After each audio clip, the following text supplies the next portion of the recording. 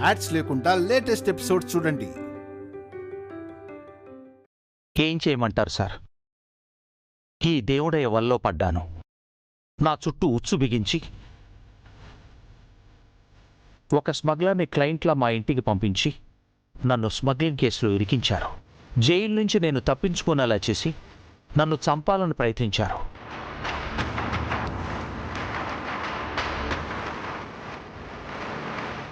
నేనెలా అయినా సరే కోర్టుకు వస్తానని తెలిసి కోర్టు బయట నన్ను చంపాలనుకున్నారు. నా కొడుకు కోడలే నన్ను కాపాడారు. గత్యంతరం లేక ఇలా మారువేషంలో రావాల్సి వచ్చింది.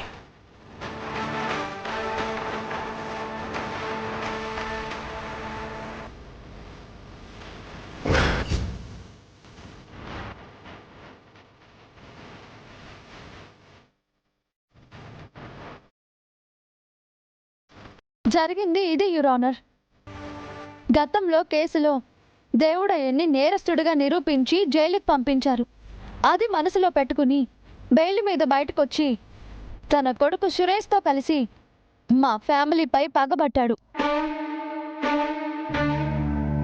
నా భర్త మీద, నా మరిది మీద హత్య ప్రయత్నం కూడా చేశాడు. 15 కోట్లు డబ్బులు ఇవ్వాలని బెదిరించాడు. నేను లొంగకపోయేసరికి మా మావయ్యని ఇలా తప్పుడు కేసులో ఇరికించి జైలు పాలు చేయాలనుకున్నాడు. కుట్ర చేసి చంపాలి అనుకున్నాడు. ధర్మం కోసం రాముడు వాలిని చెట్టుచాటు నుంచి చంపినట్టు నేను న్యాయాన్ని గెలిపించడం కోసం ఈ దేవుడయ్యే ఫోను దొంగిలించి సాక్ష్యాలని మీ ముందు పెట్టాను యువర్ ఆనర్. కష్టపడి మేము ఆ స్మగ్లర్ని కూడా పట్టుకున్నాం.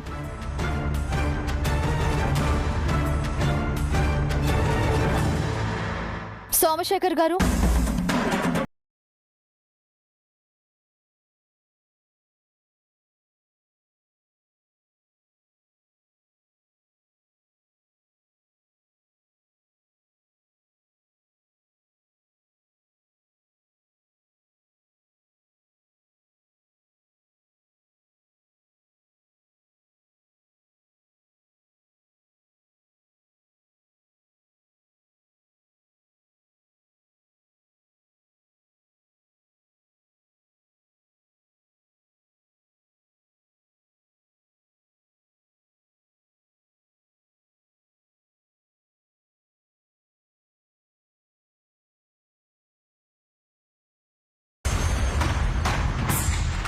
రాజేంద్ర ప్రసాద్ గారు నిర్దోషి. ఏ తప్పు చేయలేదు. న్యాయ వ్యవస్థకే తలమానికం లాంటి ఈ మహానుభావుణ్ణి గౌరవించి విడుదల చేయవలసిందిగా కోరుకుంటున్నాను.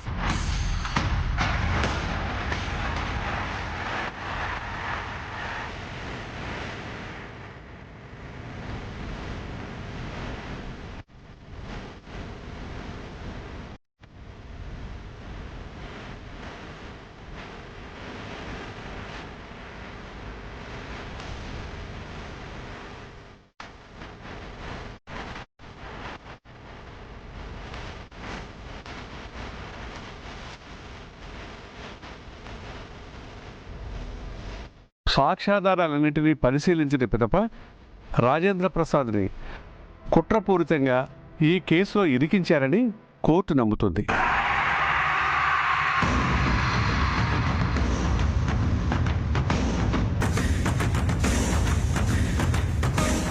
నిందితుడు దేవుడయ్య, అతని కుమారుడు సురేషు వ్యక్తిగత కక్షతో రాజేంద్ర ప్రసాద్ను, అతని కుటుంబ సభ్యులను ఇబ్బంది పెట్టారని రుజువైంది.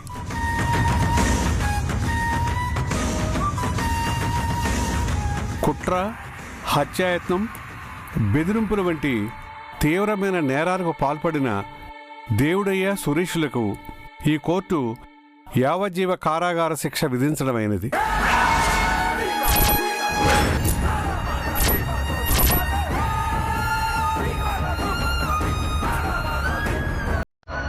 అలాగే రాజేంద్ర ప్రసాద్ను నిర్దోషిగా విడుదల చేయడమైనది.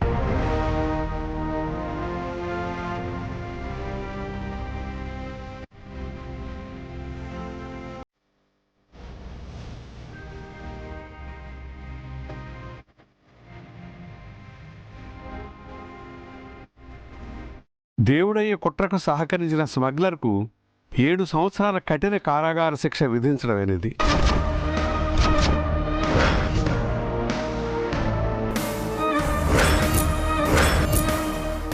అలాగే దేవుడయ్యకు సహకరించిన జైలర్ను, సబ్ ఇన్స్పెక్టర్ను తీవ్రంగా మందలిస్తూ వారిపై శాఖాపరమైన చర్యలు తీసుకోవాల్సిందిగా ఆదేశించడమైంది.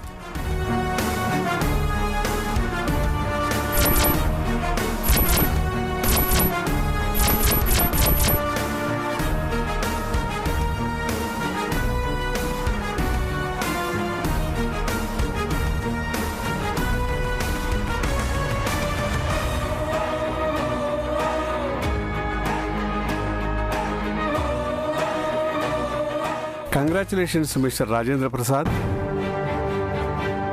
న్యాయ వ్యవస్థకు మీరొక మాయని మచ్చగా మిగిలిపోతారేమో అనుకున్నాను. కానీ మీ కోడలు దివ్య న్యాయ వ్యవస్థకే వన్నె తెచ్చేలా మీ మీద మచ్చ పడకుండా కాపాడింది.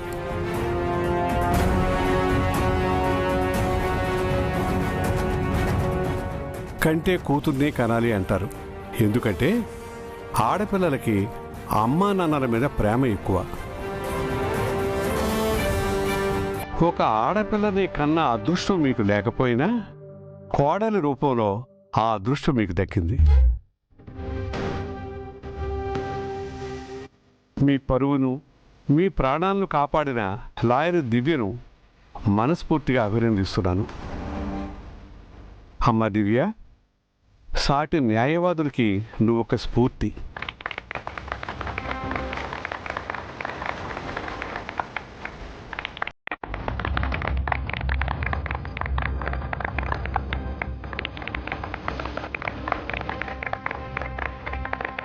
Order, order. The court is adjourned.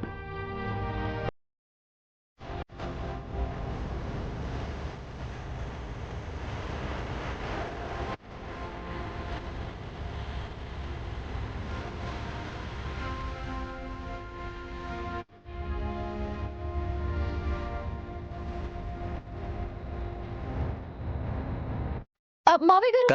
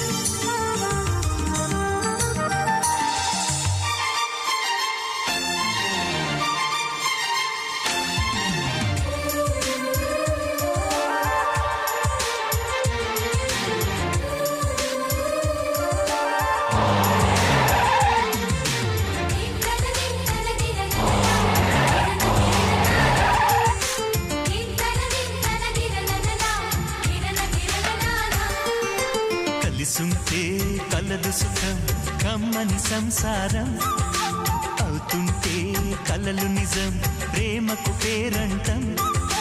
గుమ్మడి పువ్వుల నవ్వులతో గుమ్మం ఎదురు చూసే, కుంకుమ పువ్వుల మిలమిలతో ఇంద్రధనుసు విరిసే.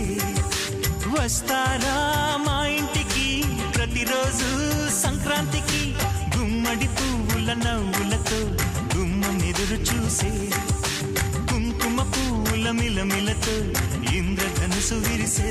కంగ్రాచులేషన్స్ తాతయ్య, వెల్కమ్ బ్యాక్.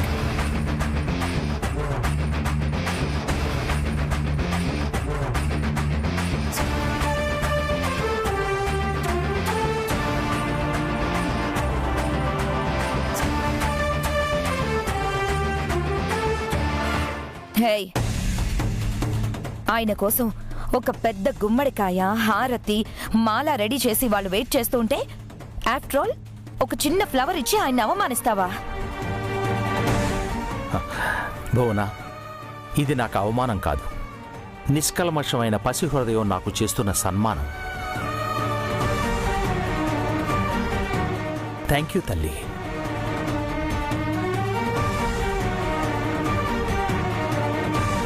ఏమండి, దిష్టి తీసి హారతిస్తాను. సుమిత్ర, ఈ హారతులు దండలు నాకు కాదు, దివ్యకివ్వాలి.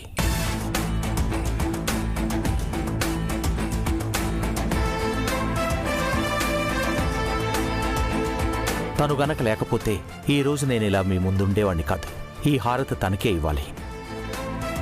లేదు మావయ్య, మీరు గెలిచొచ్చారు, మీకే హారతి ఇవ్వాలి. గెలిచింది నేనైనా గెలిపించింది నువ్వే కదమ్మా. ఇంతకాలం నేరస్తులకు శిక్ష వేయించటం తప్ప నేనే నేరస్తున్నై ఆరోపణలు ఎదుర్కొని జైలుకు వెళతానని ఎప్పుడూ అనుకోలేదు. చెయ్యని నేరానికి జైల్లో నేనెంత క్షోభ అనుభవించానో నాకే తెలుసు. నా పరువు ప్రాణం పోతాయనుకున్నాను.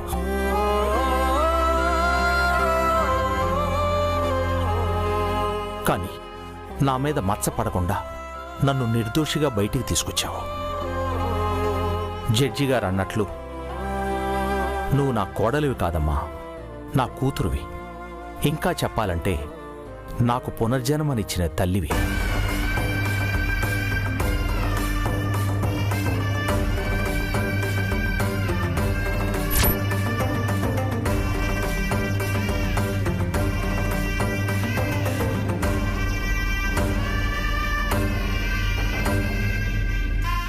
సుమిత్ర, దివ్యకు హారతివ్వు. తను ఈ ఇంటి దేవత.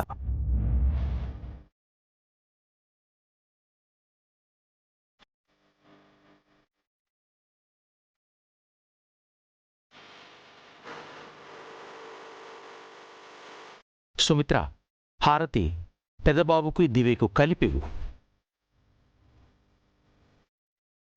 నాకెందుకు నాన్న?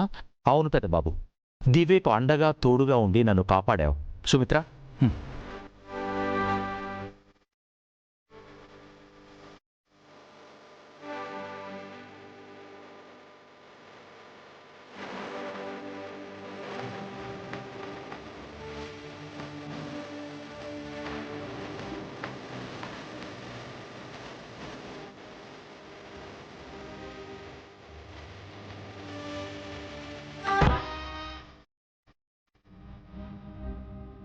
అమ్మ కుమారి, ఆ దండెలా ఇవ్వు. భువన, నీ చేత్తో ఈ దండని దివ్య మెళ్ళ వేయి.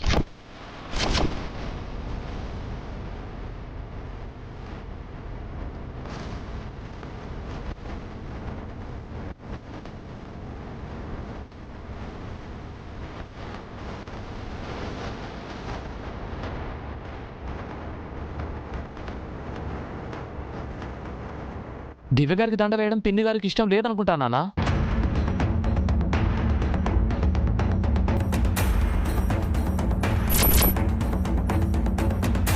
భువన, అలాంటిదేం లేదు ప్రసాద్. తీసుకో.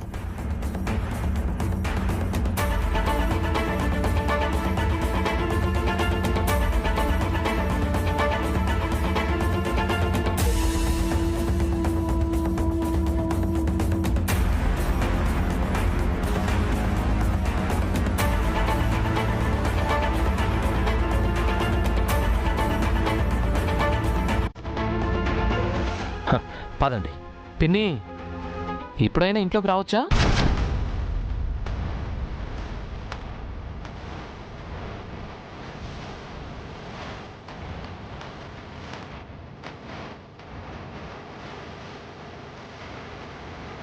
అదేంటి పెదబాబు, లోపలికి రావచ్చా అన్నావు? అదేంటి? అదో పెద్ద స్టోరీ నాన్న. మీరు అరెస్ట్ అయ్యి స్టేషన్కి వెళ్ళాక ఏమండి, అదేం లేదు మావయ్య, మీకోసం మేము బయట ఎక్కడెక్కడో తిరుగుతున్నాము, సరిగ్గా ఇంటికి రాలేదు, అందుకని అలా అంటున్నారు అంతే. సరే, లోపలికి పదండి. ఆయన కాసేపైనా రెస్ట్ తీసుకుంటారు. ఆయన తిరిగొచ్చారని సాయంత్రం గెట్ టుగెదర్ పార్టీ అరేంజ్ చేశాం కదా.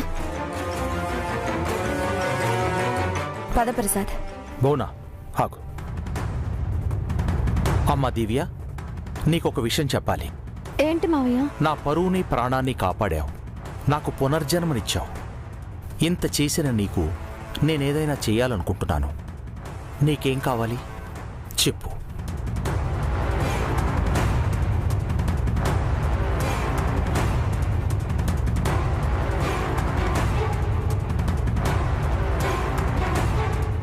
నాకేం వద్దు మావయ్య, మీరు సంతోషంగా ఉంటే అంతే చాలు. నా సంతోషానికి కారణం నువ్వే కదమ్మా.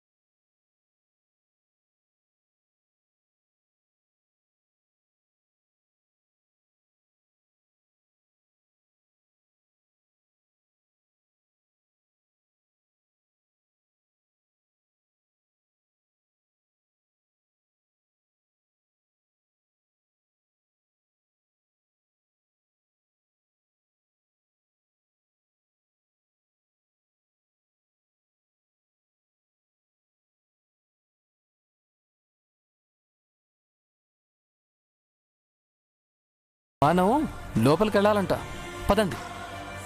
అత్తయ్య, మంగ రండి.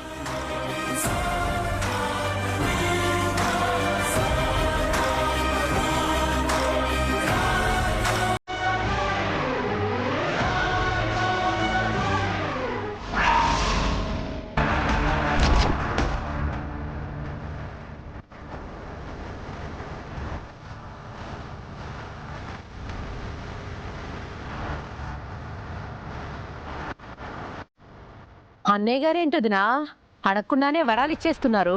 బావగారు పెద్ద బోళాశంకరుడే, ఆ శివయ్యలాగా ఈయన కూడా అమాయకుడే. అందులోనూ వాళ్ళ ఉచ్చులో పడ్డాడు. ఇప్పుడు వాళ్ళు ఏం చెప్పినా అది ఆయనకి వేదవాక్కు. అవునత్తయ్య, అయినా ఆ దివ్యక ఏమంత కష్టపడిందని మావయ్య గారు వరవిస్తానన్నారు. ఆ మాత్రం నేను కష్టపడలేనా ఏంటి? ఇంతకీ ఆ దివ్య ఏం వరం కోరుకుంటుందో ఏమో. ఏముందంటే వదిన ఏమడిగినా ఇస్తానని డాడ్ ప్రామిస్ చేశారు కదా. ఆస్తి మొత్తం అన్నయ్య పేరు మీద రాయమంటుందేమో.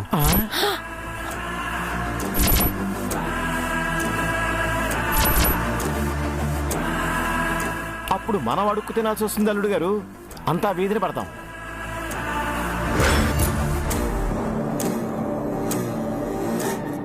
నా డౌట్ ఏంటంటే ఇన్నాళ్ళు పెద్దత్తని పక్కన పెట్టేశాం కదా, ఇప్పుడు ఆవిడకి ఇంపార్టెన్స్ కావాలని దివ్యకు అడుగుతుందేమో.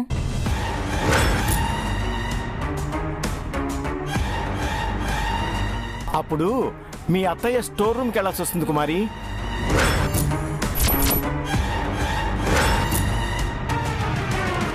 పెద్దావిడ మీ మామయ్య గారి పక్కన ఏకైక భారీగా చలామణవుతుంది. ఇన్నాళ్ళు ఆవిడ పడ్డ కష్టాలన్నీ పాపం ఇప్పుడు చెల్లెమ్మ పడాలి.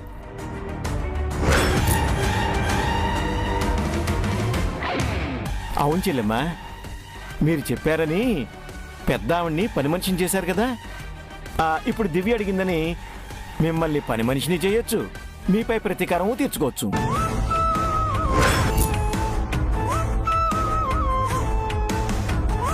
అది కాకపోతే మనం ఇన్నాళ్ళు వాళ్ళని ఇంటి బయట పెట్టేశాం కదా, ఇప్పుడు కొన్నాళ్ళు మనల్ని ఇంటి బయట పెట్టమని దివ్య అడుగుతుందేమో.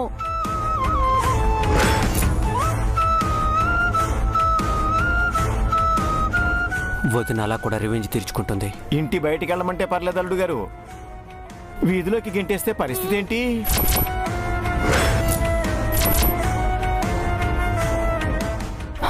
వాళ్ళు రోడ్డున పడతారనుకుంటే మనం రోడ్డున పడాలా నాన్న? తప్పదమ్మా, ఇప్పుడు దివ్య టైం నడుస్తుంది, మనకిది బ్యాడ్ టైం. లేదన్నయ్య గారు, ఆస్తి పోయినా నా స్థానం పోయినా లేదా మనం ఇంటి బయటికి వెళ్లాల్సి వచ్చినా నేను భరించలేను, నా వల్ల కాదు. మరేం చేద్దాం మామ్? ఈ ప్రాబ్లం నుంచి ఎలా బయటపడ్డాం?